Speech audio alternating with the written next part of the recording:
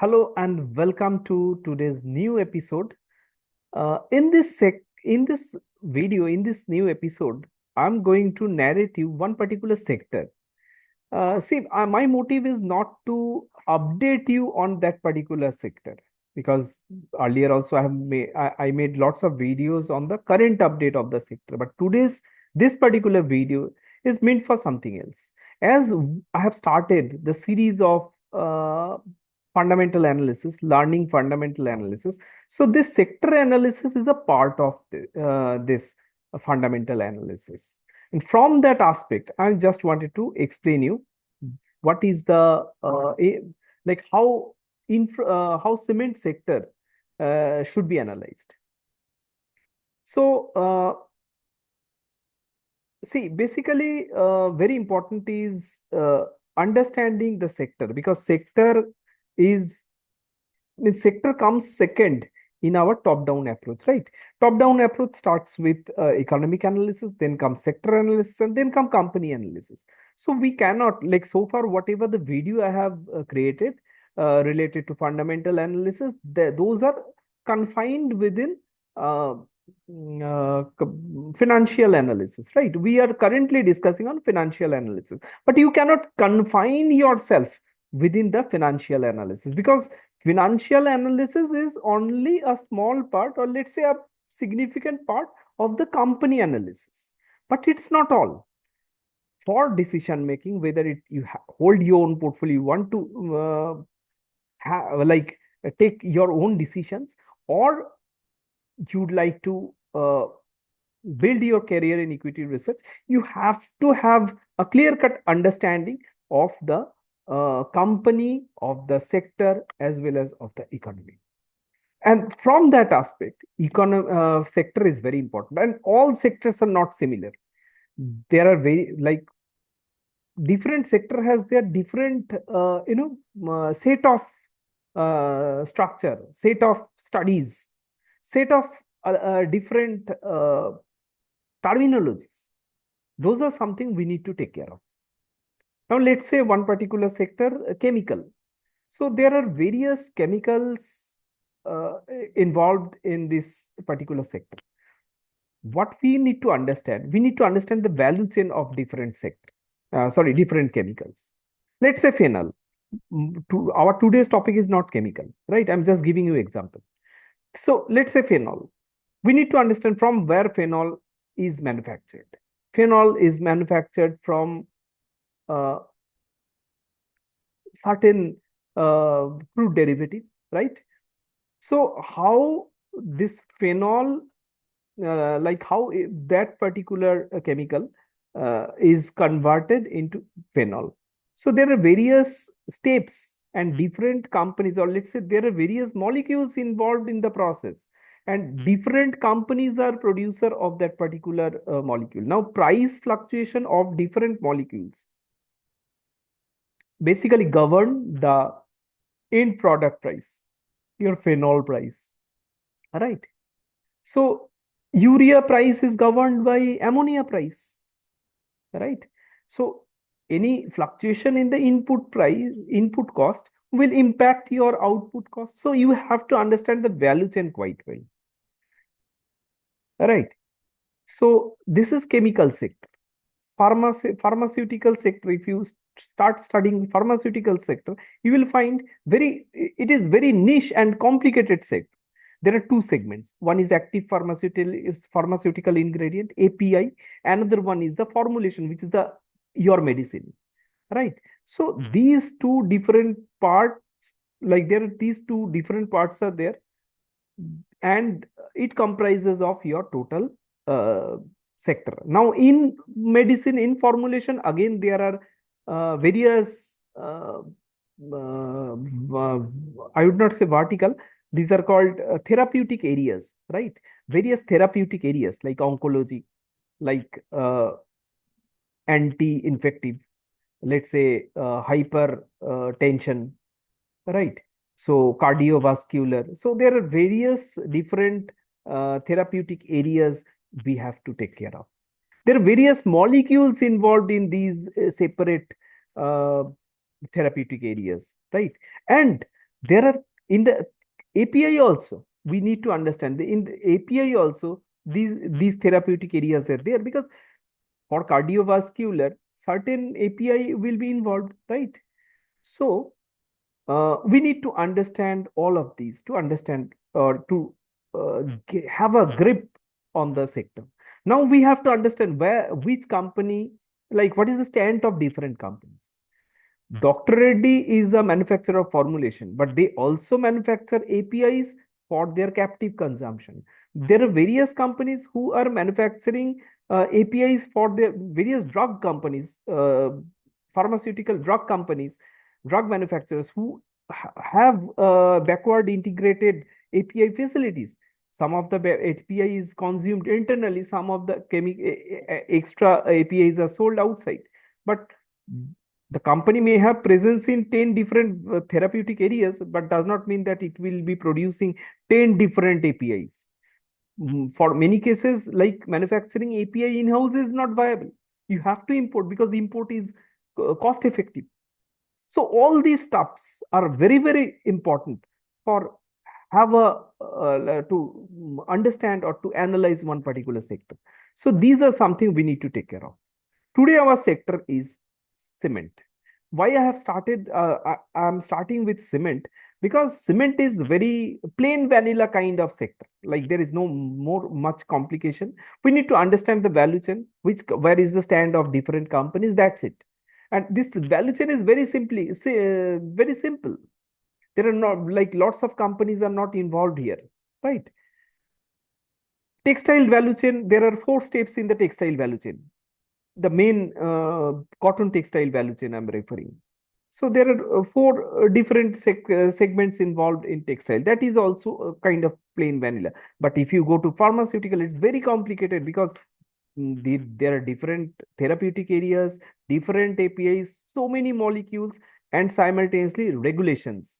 Regulations in India, regulation in other regulatory geographies like US, Europe, those are highly or tightly regulated areas. And Indian companies who are doing business in US, they also need to take US FDA approval, that is United States Food and Drugs Administrators approval for getting, like for selling their drugs in the US market. And US is the largest, largest drug market. So cement is not that complicated. Cement is plain vanilla. That's why I have decided to start with cement today. So, in the cement, I will first start with uh, see, cement output is means whatever the cement manufacturer is producing, that is sold at certain price. So cement price is very important because how you can get revenue. Revenue is the product of your volume and price. That's it. So revenue equal to price into volume. So volume is important. Simultaneously, price, whatever the cement prices are there, that is also very important. Now we need to understand for certain cases, it's not about cement everywhere. Your output product, the price of the output product may be very, inelastic. Matlab, you cannot rise price, you cannot take a hike of price whenever you want, right? So it's very rigid. In certain cases, let's say a manufacturer will want to pass on prices. Let's say my input cost has gone up, right? My raw material cost has gone up. What I will try? I will try to pass on it to my end consumer. But it is possible if the industry is elastic, right? So if the if the elasticity is not there, if the industry is very, very inelastic, then you will not be able to take a price hike. One example is uh, recently I was working in this particular sector. Earlier I did some work. So hosiery sector, right? Hosiery sector, there is a huge competition, and that's why you can't take price hike. Like The problem in the hosiery sector is whenever your raw material price goes up, you cannot take price hike because there's a huge competition. You will lose market share. And whenever price falls, there is another one scenario. Then usually what happens, like when raw material price comes down, then it gives you relief, right? But for every time, it does not happen like that. Hosiery is such a sector where your cycle of consuming your input material and producing the output takes 11-12 days, not more than that. अब क्या होता है कि whenever you are purchasing a certain product at certain sorry, you are purchasing certain raw material, your raw material, let's say yarn for hosiery, at certain price, and after 11 days when your output is coming out, by that time your input price, means yarn price, has come down. What will happen? Your uh, like you obviously, like, let's say, let me clarify further with an example. Let's say one hosiery manufacturer manufactures his product when like consumes his input material when yarn price is 120. At 120 rupees per kg, your like one hosiery manufacturers procures its yarn, right? Now yarn prices are sliding down, right? By the time in 10-11 days, when yarn prices has come, like when your output is ready by another 11-12 days, then you may find that your raw material price is 100 rupees or 110 rupees, whatever, 120 to 110. So obviously you have purchased your raw material at 120 rupees. Now raw material price is 110. Obviously you have to sell your product based on considering your input price is 120, otherwise you will suffer loss. But in this case you'll not be able to like if you like to sell your product base, like considering 120 as your raw material price, your consumer will not accept it. They will say your current raw material price is 110, I can give you price according to 110 only. So this is a problem of the sector. Okay. So cement is, well, let's come back to cement. We are again deflecting from our core topic. So cement is something like where like price and volume. I was referring price and volume. So price hike or price cut uh, is is not that easy in this particular industry, and it's governed by demand and supply, right? So one consumer easily cannot take price hike. There are many producers. So if input cost goes up, then you have to very sensibly take the price hike, right? Now the problem is uh, if volume goes up and your price does not go up, in that case, your realization may not improve. Means most of the time it will not improve. Your realization may fall also. What is realization? Realization is nothing but, let's say your revenue is 100 crore and you have sold 100 million tons of cement at 100 crore. Just a rough example, hypothetical example. So what we need to understand, what is the price per ton? So that is your realization, right? What is the like based on your revenue, how much you have earned from uh, your per ton volume. So that is your realization. So if price goes like price will not go up, if price falls, volume increases or stays stable, you may find your realization is going down, which is not obviously desired for cement manufacturers. This is something we need to take care of. Next is the input cost. We need to understand what are the inputs of cement. See, limestone is the key input of cement industry. Cement is manufactured from limestone. So limestone is something which is available in India very much. So most of the Indian cement manufacturers have their own captive limestone mines. Okay, most of the companies. We can segregate into three hubs for our ease of understanding. One kind of company, one category of company, they have 100% backward integrated limestone mines. Means whatever cement they will produce, their limestone capacity suffice their requirement, suffice the cement production, right? They are 100% backward integrated. One another kind of companies are there who are partly, partly backward integrated. Means little bit is like a part, maybe whatever the part is. So a part is taken care by your backward integrated limestone mines. Rest you have to outsource. And another one, few companies are there who are basically sourcing everything, means 100% limestone from outside. So companies like Ultratech Cement, the leader in the market, because they're the largest producer in India.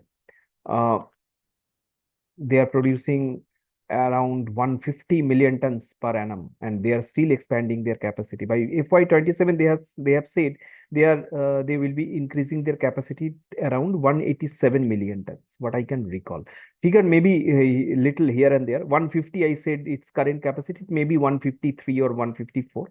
Roughly, I'm saying the figure. So very important is this these capacities and whatever they are producing, uh, sales volume. Those are very, very important for this particular industry. Sorry.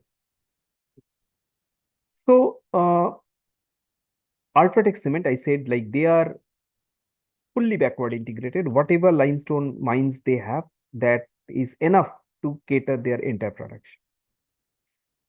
uh, Ambuja Cement, ACC, these companies are also uh, fully backward integrated. But as they are expanding in the newer geographies, their limestone mines are not like, they do not have that backup to support their expanded capacity. So that's why little bit they have started, uh, consuming from outside, that is outsourcing their requirement. And one category, uh, like India Cement. So these type of companies are partly backward integrated. They have their captive mines, but it is not sufficient to to support their entire production. Another one kind of company who are 100% dependent on outsourced limestones, like Heidelberg Cement, Barak Valley Cement, those small companies, two companies, what I can know, like I can recall, or let's say I know. So these are 100% outsourced, like dependent on outsourced limestone. So why this is important? Because companies who are dependent or partly dependent on limestone, sourcing from outside, for them, limestone price increase matters quite a lot. On contrary, when limestone price falls, then that is not very significant for Ultratech Cement, Dalmia Cement, but that becomes very, very significant for Heidelberg Cement and Barak Valley Cement, right? Because they're 100% outsourced, means they are 100% dependent on outsourced limestone. Now, if limestone price falls or plunged, then that will be very, very beneficial. That must reflect in the numbers of Heidelberg Cement and Barak Valley Cement to the maximum extent. But in Ultratech, you will find no impact over there, right? So we need to understand the value chain, where each company stands. These are the material information what I'm passing it to you. Uh, Next, material. This is the direct raw material, and next important input is the fuel, because fuel cost is very significant, more than 20%, what I can recall, 24, 25% at least, for the cement manufacturers. So that is very significant. So what is the fuel? Basically, pet coke is considered as the fuel in the industry, in the cement industry. So pet coke is basically, people says pet coke is imported in India. Yes, pet coke, a significant import is there in India, but that pet coke goes into some other activity. That pet coke goes into graphite anode manufacturing for the lithium ion batteries, not for using as a fuel.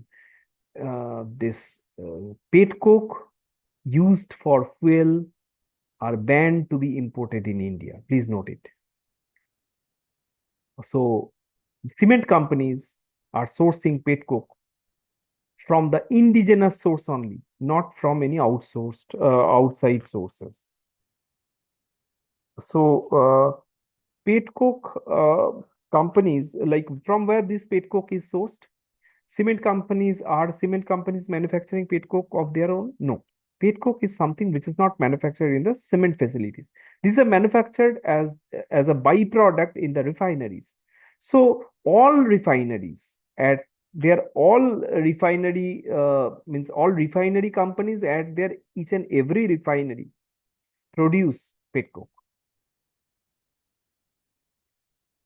Reliance Industries, IOCL, HPCL, CPCL, everyone manufactures pet coke at their facilities. And these pet coke is basically sourced uh, as the sourced by these cement companies. So pet coke price is also very significant in that case. What I can recall, uh, let me tell you, current price of pet coke. Current pet coke price is 13,200, 30, around 13,000 per month, per metric ton. 13,000 per metric ton. Current uh, pet coke price. So again, we need to keep a close track of the pricing of pet coke declared by refiners time to time. In April, Reliance Industries Limited adjusted their pet coke prices downside. So there was around 200 rupees cut in the pet coke prices during April by Reliance Industries, and it came down to around 13,000 rupees, 13,029 rupees per metric ton. Again, I can recall one company called Nayara Industries. So they have cut their pet coke prices. Sorry, they have hiked their pet coke prices last few days back when Reliance kept the prices unchanged. So any increase in the input cost is obviously not positive. Rather, it can create margin pressure on the cement manufacturers.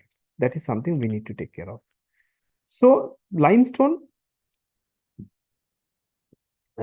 prices are significant for only for companies who are 100% dependent on outsourced limestone. For them, we need to check limestone prices. Current limestone price is 85 rupees per kg. And we need to take care of another input cost, that is pet coke, which I have already explained you. Another one, that is the freight forwarding, because freight forwarding is something I have discussed in the PL video. I have shown you some cement company, what I can recall in my first video, and there I have discussed uh, one line item in the PL that is called uh, freight forwarding charges, freight forwarding cost.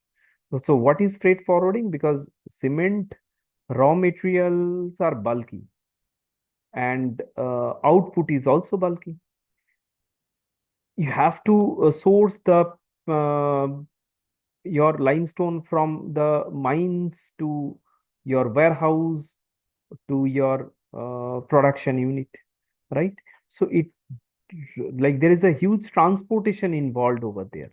Again, after completion of the manufacturing, you need to uh, like uh, like put those output to warehouse. So those like here very important is the conveyance charges, movement of trucks from mines to warehouse to plant. It involves lots of fuel consumption, diesel consumption.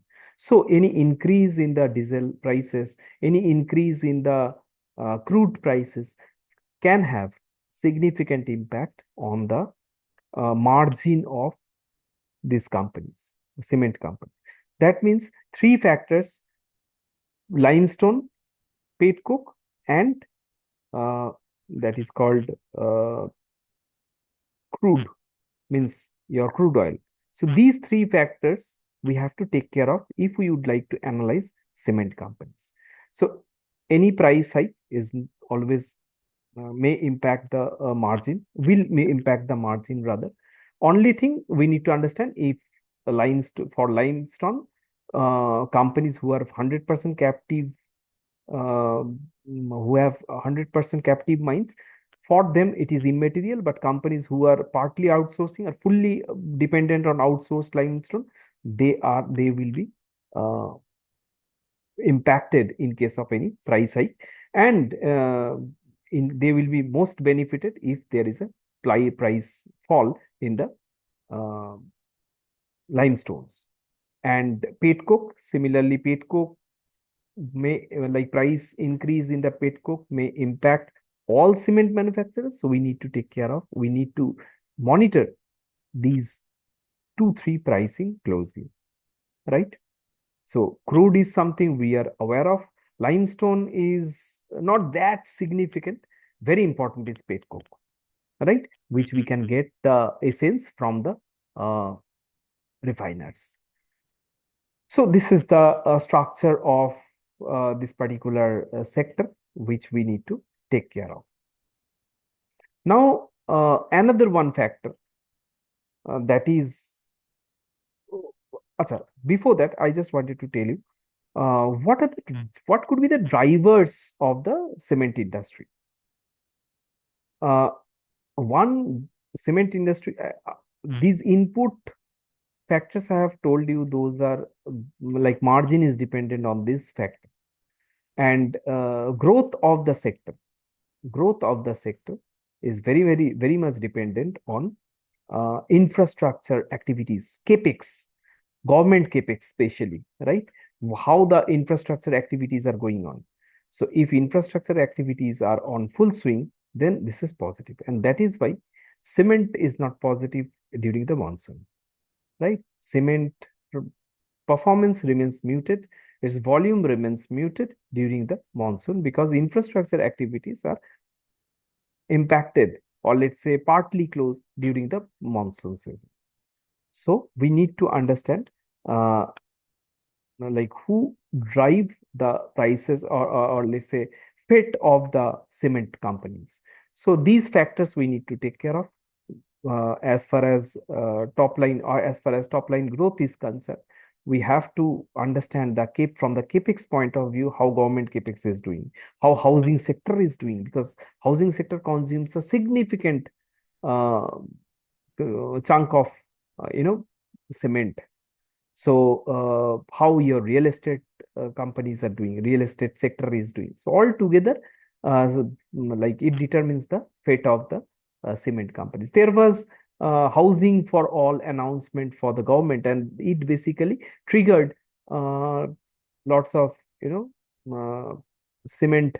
It triggered basically lots of housing activity, lots of real estate activities, and obviously that is positive for cement companies. Now we need to understand on the geography specific. Some companies are eastern focused, some companies are northern focused, some companies are southern focused. We need to understand where which kind of activities are more to support cement demand, right? So these are the factors we need to understand very well. Next is Apart from capex, uh, capex and infrastructure spending. Capex is infrastructure spending only in this particular case. So apart from capex, which other factors can govern the cement company's fate? That is, as I said, this petcoke prices, crude prices. These are the things. These are the prices we need to monitor closely, and limestone as well, up to a certain extent. So next is, all the companies are nowadays trying to, like most of the companies, they are trying to uh, increase their efficiency, and that's why uh, almost all companies are spending some money doing capex for waste heat recovery system. So heat recovery means it will increase your efficiency. So because lots of heats is required, lots of heats are required for cement manufacturing. So if you can increase your, or let's say you can restore your wasted heat, then it will increase your efficiency for sure. So in that way, companies are trying to manage cost. Along with that, as I said, capex, there is heat recovery system and those input costs. These are something we can have a look for the performance of the cement companies. Along with that, what I want to say, let's say, uh, cement prices also, I have touched in at the beginning. Cement prices in the northern southern part, they keep like different like you will get average of the cement prices. Those are basically taken from dealer visit, etc. So for our research, we need sometimes channel check to understand what kind of price hike or price correction has taken place in the in the cement per bag. So these are something we need to take care of for analyzing cement industry very well.